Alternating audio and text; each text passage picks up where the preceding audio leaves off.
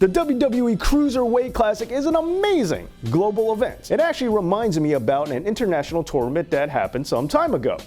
Or should I say, an intercontinental tournament that happened some time ago. And when I say happened some time ago, I really mean it never happened at all. I'm quite fond of this championship, although I will admit, in recent times, it's been treated less like this and more like this. But that's not the belt's fault. This title's lack of prestige isn't a steady decline. If anything, it's more like a bell curve. A lot of people don't realize the way this belt came into fruition. Now, some of you may know Pat Patterson was actually the first Intercontinental Champion. He was awarded the title by combining his WWF North American Championship with the South American Championship. And he did so by winning a tournament that was held in Rio de Janeiro. However, the South American title and the tournament itself are completely fictitious. They never happened. They're not real. Yeah, I know, a fake championship in a fake tournament in a fake sport. Man, that is some lazy writing. That's like the last couple of seasons of Lost lazy. I mean, that's bad. But even though this belt may have had off beginnings, it doesn't change the fact that it is one of the most prestigious titles in all of wrestling, and it deserves to be such. I could go on and on about why holding this strap is a fantastic accomplishment and all the things it means to me, but I want to focus more on the tournament that never happened. Now, I'm sure there are a lot of logistical, creative, and financial reasons to why that tournament never actually happened, but that doesn't mean we can't speculate, and that's exactly what today's episode is all about. Because today, Dave knows how to book the first Intercontinental Tournament. So without further ado, let's get into the bracketology. So as you can see here, we have the bracket breakdown, and it looks very... Hey, what's up with all the modern graphics and all this stuff? Forget all that. This is 1979, baby. Let's turn this mother out. We ain't no jive turkeys. Ah, there you go. And hey, while I'm at it, I think I need a little bit of an upgrade myself, so...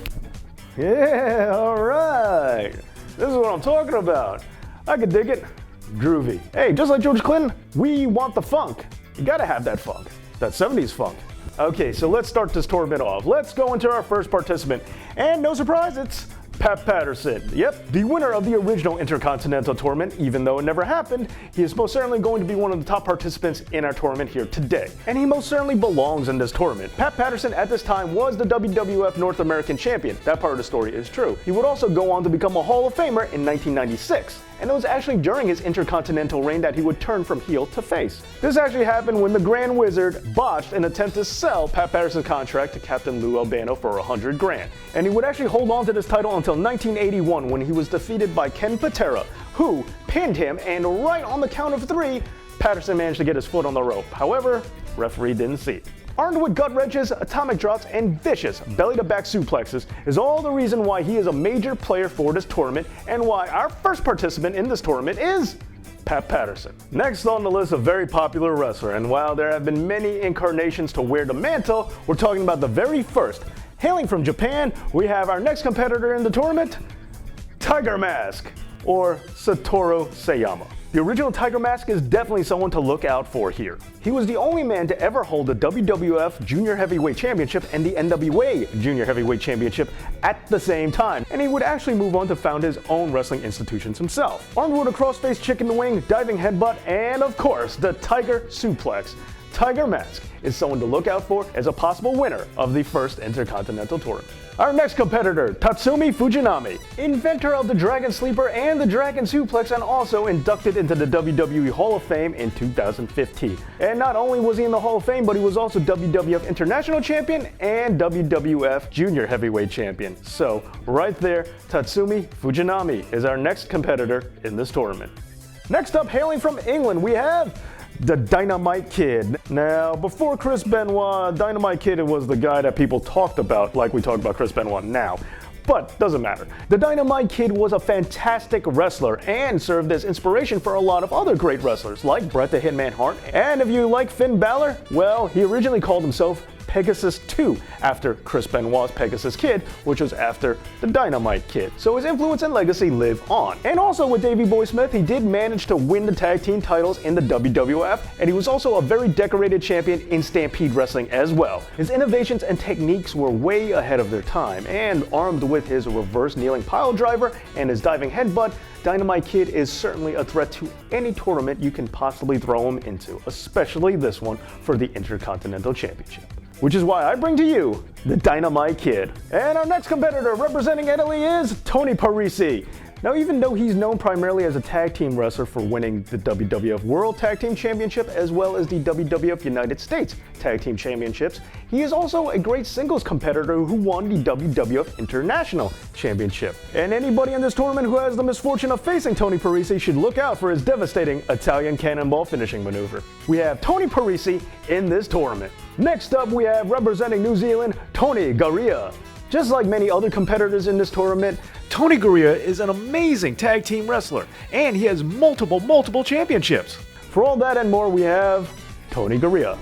Next, we have the great Hans Mortier. Hans Mortier was known for his amazing feud with Bruno Sammartino and was actually able to keep pace with the living legend himself. And in the time before Chris Masters or the Warlord, the full Nelson belonged to Hans. And even though he has no WWF championships to his name, he does have quite a few NWA titles, including the Florida Heavyweight Championship twice. And that's why a major player in this tournament is Hans Mortier. Next up, representing Poland, none other than the Polish Hammer himself, Ivan Putski. Holding a WWF Tag Team Championship with Tito Santana and also had a great feud with superstar Billy Graham, everybody who got into the ring with him definitely wanted to avoid the Polish Hammer's Polish Hammer, the destructive finishing move that he was most certainly known for. And those devastating fists also earned him a spot in the Hall of Fame in 1995. What else do I have to say? The Polish Hammer, Ivan Putski. Next up, we have another legend. Hailing from Mexico, we have Mil Mascaras.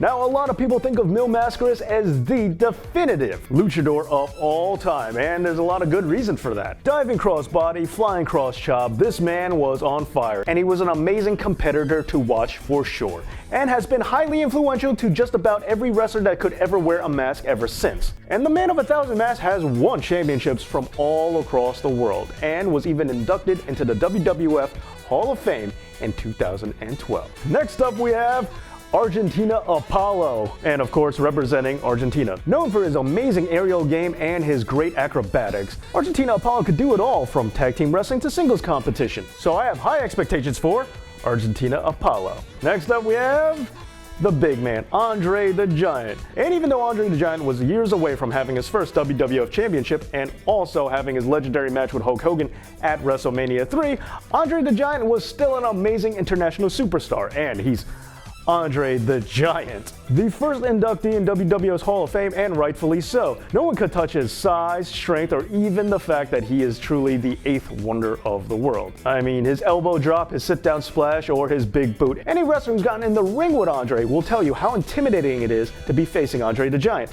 especially if he was off by the slightest integer, even by doing something as simple as an elbow drop. It could have lethal consequences. Which just goes to show you how much of a professional Andre the Giant absolutely was. If I even needed to endorse him at all, Andre the Giant. Next up, we have Antonio Inoki. Now, anybody who's been listening to Moro's commentary knows that he can't help but name drop this guy, especially if you've been watching him in New Japan. And there's good reason for that. Antonio Inoki actually founded New Japan Pro Wrestling, so we have him to thank for it. He's also had great matches with Hulk Hogan, where Hulk Hogan actually was wrestling technically against Antonio Inoki because the two of them had similar body types where they could actually wrestle with each other. And even though he was a man of significant stature, he was really flexible and agile. He had a great enziguri kick, and he's most certainly known for his bridging fall-away slam. Now, with all of his accolades and championships that he's won in New Japan, he also won the WWF Martial Arts Championship and the WWF World Heavyweight Championship itself. However, that was unofficial and not recognized. But as far as a lot of people are concerned, Antonio Inoki will always be a world champ. All this and more earned him a spot in the WWE's Hall of Fame in 2010. And it also earned him a spot in this tournament to be the very first Intercontinental Champion. Now it's time to get to the nitty-gritty, because next on the tournament list, we have Nikolai Volkov. He's had his shots for a world title against Bruno and Backlund, but today he's got a chance at the IC.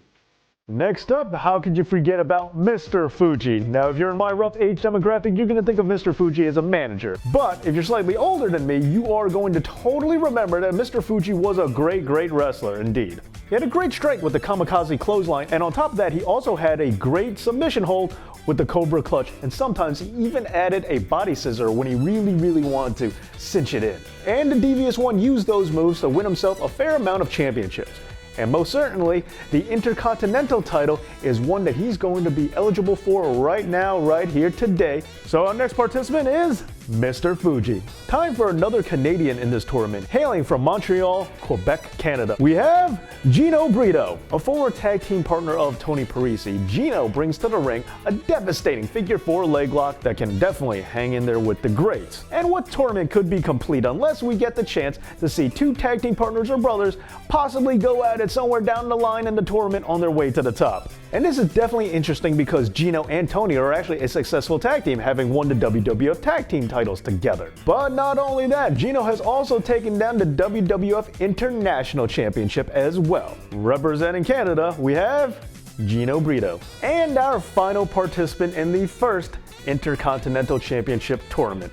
Well, it's been a great road, but we have one final entry, and that is none other than the man that Pat Patterson actually won the WWF North American title off of. Who is he? He is none other than Ted DiBiase. Many of you will eventually go on to know him as the $1 Million Man Ted DiBiase, having managers such as the Sensational Sherry, Virgil, and also being accompanied by his bodyguard, fellow tournament participant, Andre the Giant. The $1 Million Dream is legendary, as is his $1 Million Championship, which he has passed down to wrestlers like Stone Cold Steve Austin, as well as his son, Ted DiBiase Jr. And even before the $1 Million Man gimmick, Ted DiBiase is well respected as one of the greatest mat wrestlers of all time. And Ted DiBiase has actually fared pretty well in championship tournaments, especially WrestleMania 4 when he made it to the finals with Macho Man Randy Savage for the then vacant WWF title. It's vacant because Ted DiBiase actually tried to buy that title off of Andre the Giant after Andre took it off of Hogan. And plenty other of accolades to boot. Not only did he win his own $1 Million Championship title twice, he has also won the WWF Tag Team Championship with IRS, and he was also King of the Ring in 1988. And he officially capped off his career by being inducted in the WWE Hall of Fame in 2010. Most certainly my favorite wrestler on the list, and our final entrant in the Intercontinental Championship tournament, Ted DiBiase. So there you have it, the 16 participants of our tournament. One of them will be walking out of here as the very first Intercontinental Champion of all time. The other 15 will just walk out of here. Who will it be? Will history repeat itself? Will it be Pat Patterson yet again? Or maybe someone different? Well, since we're not actually having this tournament, we don't really know who it's going to be. But what do you think? Feel free to tell me in the comments, because I definitely want to know these things. And as great as bracketology was in 1979, alas, I think it's time we go back to the future. So, guess it's time to come back to the present. Oh yeah, that was fun. But what did you guys think? How'd you like our 1979 Intercontinental Title Tournament? Do you have any wrestlers that you want to see participate in the tournament? And do you want to see a full 32-man tournament instead of 16? Let me know in the comments. And please don't forget to like, share, and subscribe. This has been Dave Knows, and thank you for watching. Alright, that was my video on the Intercontinental Tournament. That never happened. If you like that one, we have some other videos for you to check out. We have one with me and my friends discussing the first bad guy we ever liked. You know, that special time in a kid's life where you start rooting for the bad guys. Great question to ask wrestling fans. Also on top of that, we have another one where I talk about the Undertaker origin movie. That, once again, never happened. So, should have, but never did. Thanks for watching, and please don't forget to like, share, and subscribe. This has been Dave Knows.